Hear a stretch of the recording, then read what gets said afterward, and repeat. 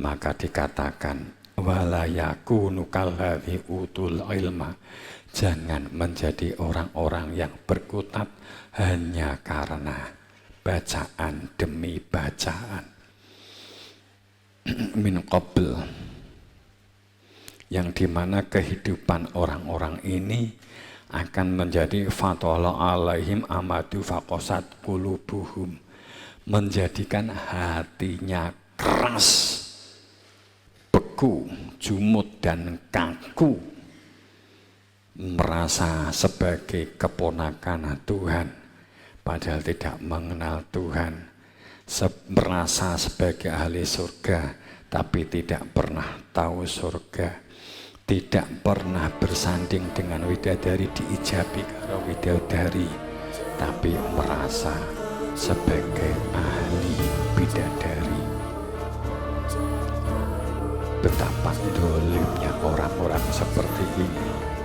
Maka minum fasikun, itulah orang-orang yang disebut orang-orang yang fasik.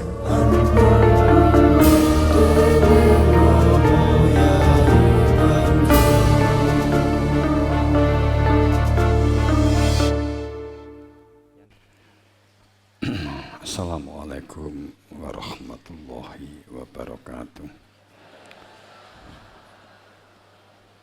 A'udzubillahi minasyaitonirrajim. Bismillahirrahmanirrahim. Alhamdulillahirabbil alamin. Wassalatu wassalamu ala sayyidina Muhammadin wa ala alihi washabihi ajmain. Allahumma sholli wa sallim wa barik ala sayyidina Muhammadin al-Fatihi lima ughliqa wal khatimi lima sabaq wa nasil haqqa bil haqqi wal hadi ila siratikal mustaqim. Sallallahu alaihi wa ala alihi wa sahbihi haqqa qadrihi wa miqdarihi al-azim.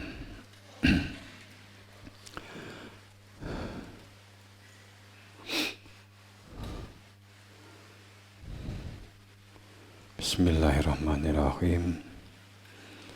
Alam yakni lilladzina amanu antasa'a qulubuhum li dzikrillah wa ma nazala minal haqq wa la yakunu kalladzi utul kitab min qabl fatala alaihim amatu faqasat qulubuhum wa kathrum minhum fasikun. Al-ayah. Pertama, kita memposisi kesadaran sebagai hamba yang fakir dengan perilaku dalam sistem syukur, menjadi hamba yang sadar bahwa hidup itu proses. Semua aktivitas yang dilakukan adalah sebuah proses. Dengan terus menjaga niat dan tujuan adiluhum, suci dan luhur, untuk nyatakan kebenaran dengan perilaku terbuka lapang dada dan nyegoro, untuk tidak dikendalikan oleh gerakan-gerakan nafsiyah dan ego.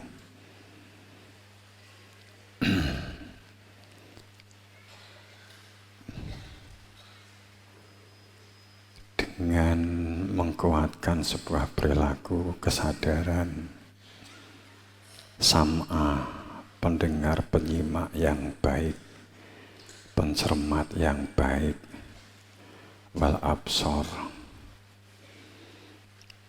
pencermat, pembaca yang baik, yang baik dalam pengertian membentuk sebuah perilaku sadar hamba.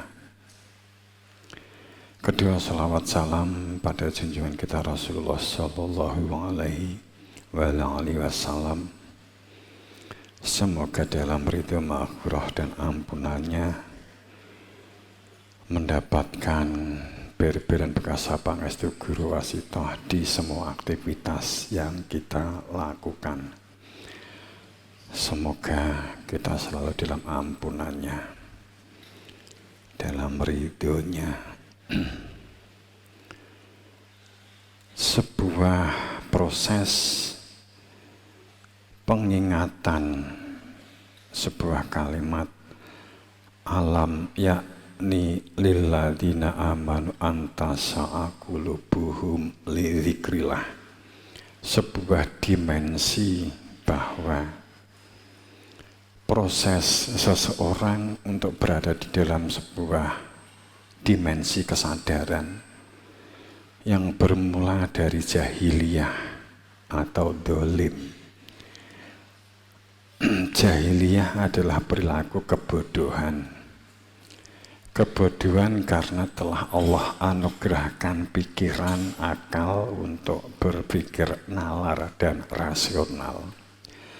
Menjadi jahiliyah karena pikiran nalar dan rasional yang diwujudkan dalam sebuah aktivitasnya itu berpijak kepada kebutaan nurani, sehingga walaupun secara kacamata dunia mungkin pinter, akan tetapi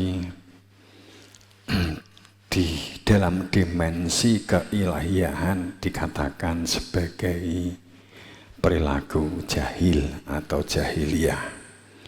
Maka belum saatnyakah manusia untuk meletakkan ego nafsunya dalam aktivitas gerak-geriknya itu, berpikirnya, nalarnya, rasionalnya, kemampuan menyimpulkan apa yang dilihat dan apa yang didengar, dan merencanakan kehidupan yang dijalani.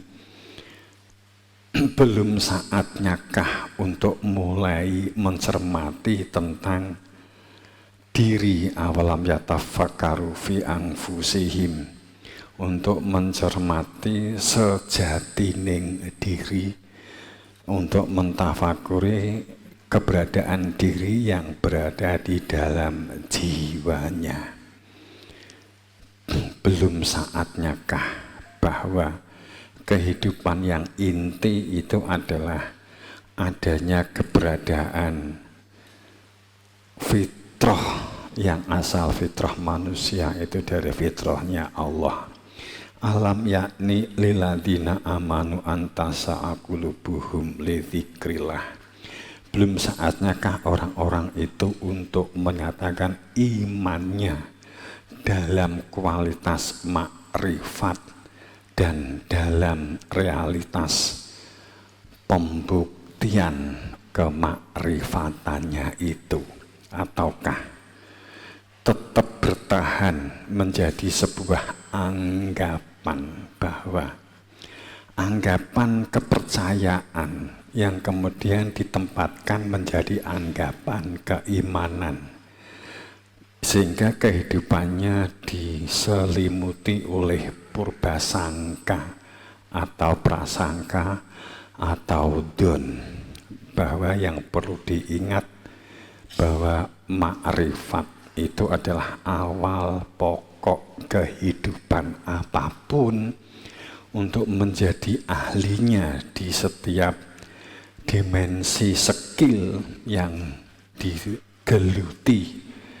Dan pada saat memasuki sebuah ranah-ranah instrumen kehidupan, itu adalah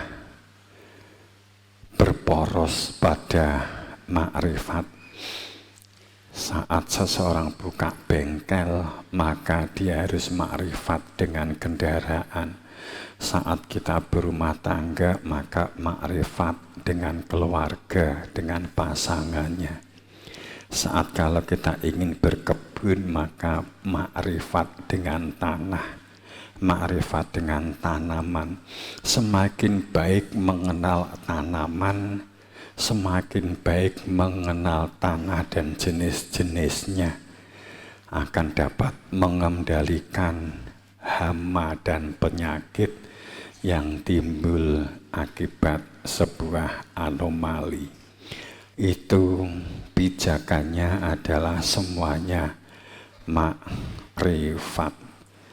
Kita nyadari jika tidak mengenal tanah, tidak mengenal tanamannya sama sekali, maka ngomong tentang kemandirian dan produktivitas adalah kebohongan.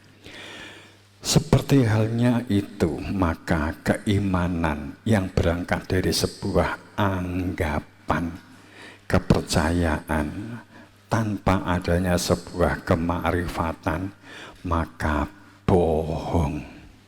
Kebohongan hebat yang kemudian hanya dikemas melalui retorika pakaian, kopiah, kerudung, jilbab, dan seterusnya. Sehingga semua kegiatan-kegiatan yang merupakan peringatan-peringatan keagamaan dipedomi, dijadikan sebagai sebuah alat yang dianggap memakmurkan.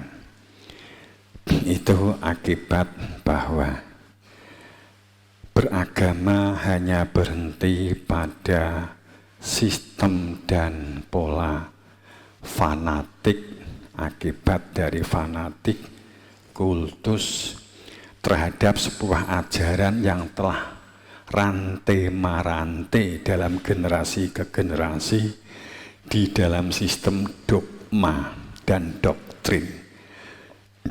Dogma itu seseorang yang berbicara tentang kebenaran tapi tidak pernah tahu tentang kebenaran itu.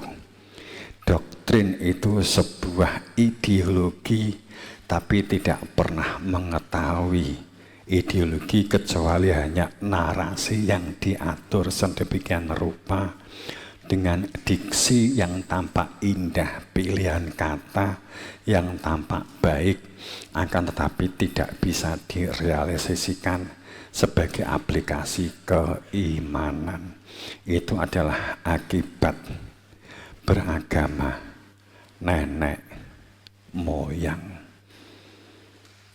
Inilah sesungguhnya yang saatnya topeng sistem kehidupan, ketaatan, ketundukan, dan kepasrahan mulai runtuh, mulai berjatuhan, mulai retak, mulai kebongkar. Saatnya ini adalah titik wanci akan dibongkar semua hal yang dimensinya adalah kepalsuan. Sudah merupakan akumulasi kebohongan, akumulasi kecurangan, akumulasi ketamakan. Sehebat apapun saat seseorang belum menjadi, saat urung jadi pejabat, saat belum menjadi megang pengendali keuangan, maka cerita narasi yang diungkap adalah ideal. Saya nggak mengungkap subjek, kamu bisa berpikir sendiri, walaupun kita tidak bermaksud subjektivitas. Tapi betapa banyak orang yang awalnya disangka akan menjadi sebuah tokoh pemimpin, tapi setelah benar-benar menduduki kursi, ternyata tidak sekedar sama saja, akan tetapi ternyata juga tidak memberikan dampak kemakmuran dan keadilan. Karena itu adalah masalah sunatullah. Kembali, belum saatnyakah manusia hatinya untuk lunak menerima kebenaran atas sebuah nalar rasional, nalar kemampuan menangkap dan menerima berita melalui telinga dan mata, kemudian diolah untuk menjadi sebuah probabilitas kebenaran atau kemungkinan kebenaran. Dan demikian pula pada saat berpikir tentang rasional, membuat sebuah perencanaan apa yang dilakukan saat ini terhadap dampak diri kita di lingkungan yang dibentuk dan yang dibangun. Apakah program yang dicetuskan dan aktivitas yang dilakukan itu memiliki dampak visioner dan misioner, artinya akan memberikan dampak keadilan dan kemakmuran, ataukah hanya akan membuat kegaduhan demi kegaduhan, kegaduhan pindah kepada kegaduhan yang lain. Jika kita melihat peta politik dan geopolitik sekarang ini, sudah dapat kita cermati keadaan sebuah bangsa dan negara seperti apa. Pada saat faktanya bahwa banyak narasi-narasi yang beredar yang dapat dukungan dari rakyat semesta, akan tetapi hanya berhenti pada narasi, sedang tujuan seperti gantung, tidak jelas kemana tujuan itu. Apa maksudnya ada program itu? Kemana sih sebenarnya? Jika dihitung-hitung, apakah tujuannya sudah benar atau belum? Kalau kamu bekerja, kamu memiliki tujuan. Kenapa kamu beli kangkung? Kenapa kamu beli bayam? Kenapa kamu beli tempe? Kenapa? Karena kalau beli daging untuk 30 hari ke depan enggak nutut, makanya cukup tempe. Itu kan salah satu pertimbangan. Apakah jika tidak ada tempe, tidak dapat dipenuhi kebutuhan gizi, nutrisi di anggota rumah itu? Apakah tidak bisa dipenuhi? Ataukah ada edukasi yang harus diwujudkan sebagai sebuah program di keluarga? Sehingga pada saat orang tua tidak tahu tentang gizi atau nutrisi yang diberikan kepada anaknya, akan tetapi ternyata dipandang bahwa orang tua tidak mampu, satu membeli, kedua tidak memiliki pemahaman berkaitan dengan masalah stunting umpamanya, akhirnya diambil alih melalui program MPG umpamanya, kan begitu. Sebenarnya maksudnya kemana? Walaupun kita nggak menguraikan itu karena ini sudah nuansa politis, hanya sebuah pemikiran, sebuah narasi, mengulik, memberikan satu perspektif keadaan dan situasi apa yang harus dilakukan dengan keadaan ini. Kembali, ayatnya sangat jelas. Belumkah datang waktunya bagi orang-orang itu untuk beriman, dan belum saatnyakah orang-orang beriman itu untuk lunak hatinya, tunduk hatinya, berserah diri di dalam sebuah sistem ketaatan dan kepatuhan, karena hatinya mengingat Allah dengan sebuah ilmu yang disebut alimul ghaibi, ilmu yang menjadikan adanya ingatan akibat dari Ingatan akibat dari keberadaan yang diletakkan di dalam hati nurani. Sehingga di dalam sebuah proses kesadaran, sudahkah kita berada di dalamnya?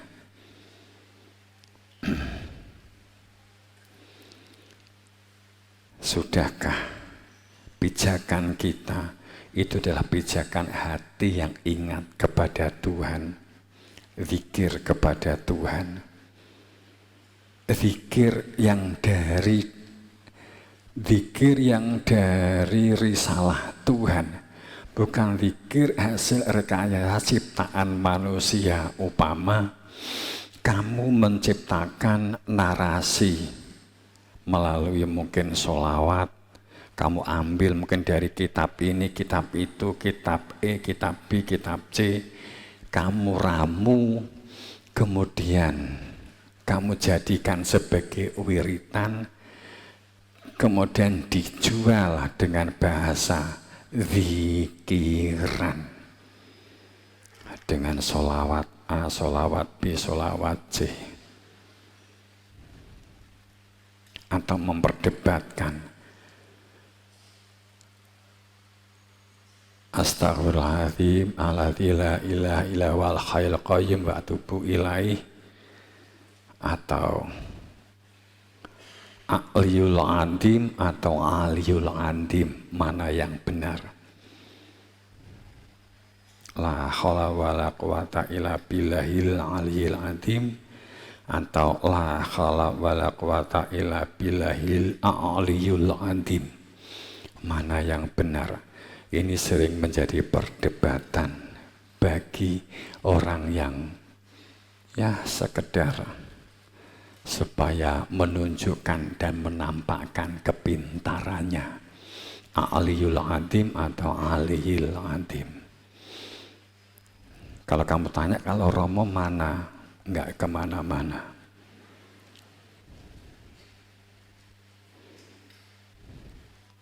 Saat orang-orang yang beriman, pada saat sudah saatnya seharusnya memposisi apapun aktivitas yang dilakukan berada di dalam sistem ketundukan, kepatuhan dan kepasrahan, berpijak pada zikir, pada hati nurani yang berfungsi. Berfungsinya hati nurani karena ada keberadaan dia. Saat ini diabaikan, saat ini ditinggalkan, menjadi manusia-manusia pelupa. Perbuatannya perbuatan yang melupakan Allah. Walaupun jika ditanya, aku selalu zikir, tapi faktanya perbuatannya adalah perbuatannya orang-orang yang lupa. Maka frekuensi semesta tetap yang dipandang, yang dilihat dan yang ditangkap itu adalah merupakan frekuensi perbuatan, cara berpikirnya, cara berbicaranya. Bukan kemudian walaupun kamu mengatakan saya sebenarnya telah selalu zikir, tapi perbuatannya, faktanya adalah perbuatannya orang-orang yang lupa. Alam akan membaca, Tuhan akan membaca melalui tinta-tinta semesta. Membaca seseorang itu dibaca sebagai orang yang lupa. Maka ayatnya sangat jelas. Belum saatnyakah manusia untuk beriman dalam fakta aku bersaksi?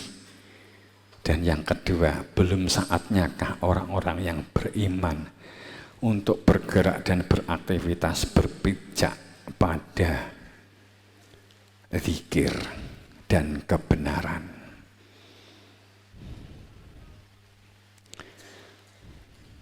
Janganlah seperti orang-orang yang beragamanya atau sistem kehidupannya hanya berkutat pada buku dan kitab. Katakanlah kalari utul kitab. Jangan menjadi orang-orang yang berpedoman seperti orang-orang yang ahli kitab.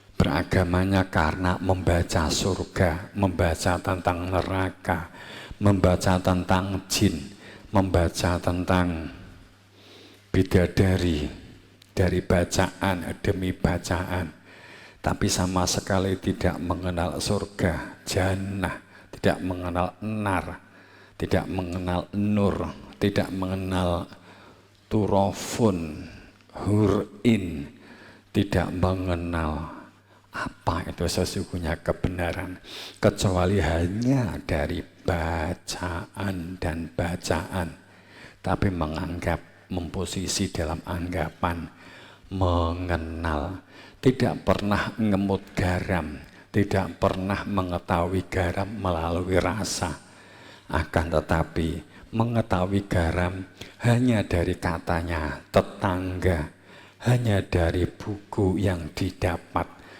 di sampah, kemudian dibaca lembaran itu, kemudian mengatakan ini adalah garam dari Tuhan, tapi dia tidak pernah mengetahui tentang garam itu, dia enggak mengenal garam itu, maka dikatakan wala yakunu kalladzi utul ilma, jangan menjadi orang-orang yang berkutat hanya karena bacaan demi bacaan. Min qabl, yang dimana kehidupan orang-orang ini akan menjadi fatala alaihim amadu faqasat qulubuhum, menjadikan hatinya keras, beku, jumut dan kaku, merasa sebagai keponakan Tuhan padahal tidak mengenal Tuhan, merasa sebagai ahli surga tapi tidak pernah tahu surga, tidak pernah bersanding dengan widadari, diijabi karo widadari, tapi merasa sebagai ahli bidadari. Betapa dolimnya orang-orang seperti ini. Wa katha minhum fasikun, itulah orang-orang yang disebut orang-orang yang fasik. Orang yang sepertinya perilakunya kayak orang iman, tapi sesungguhnya jauh dari iman, tidak menyentuh iman. Kita tidak menjadi seperti ini. Kalau kamu sudah kenal garam, bacaan garam akan memberikan support, pemahaman lebih tentang garam. Akan tapi jika bacaannya lebih dulu tapi garamnya tidak mengenal, maka kamu menjadi orang yang fasik.